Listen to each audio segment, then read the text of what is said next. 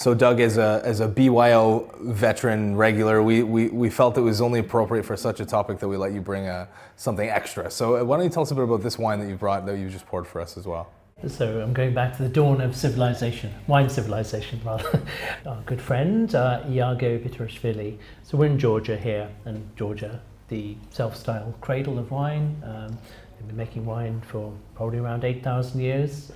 Iago is in a little village called Chardaki, which is in Kartli, and they're slightly in the eastern part of Georgia. And the grape variety, the main grape variety in this region is called Chinuri, which is a sort of like quite light-skinned and quite a late ripening grape variety. It's just a touch cooler around where we are here. Kakheti, where most of the wines come from that we know particularly well, like Rakatsatelli, Matsvani. The wines tend to be a lot more orange in colour and a lot more tannic and rich. Here, this Chinuri is what I love about the grape variety is its acidity. They harvest it really quite late, and yet the acidity is really high.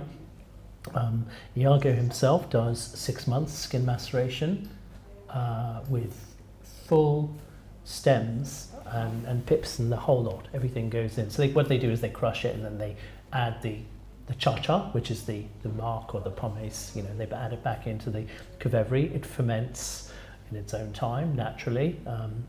Kvevari are buried in the winery. And then it's transferred to a clean pot, and then it ages, usually 8 to 10 months, and then it's bottled without any additions. This is, to me, a great skin contact wine for Georgian beginners because of its freshness, its exuberance, its purity, and its naturalness. And here, Iago is a sort of like a very generous person and very smiley and always very happy.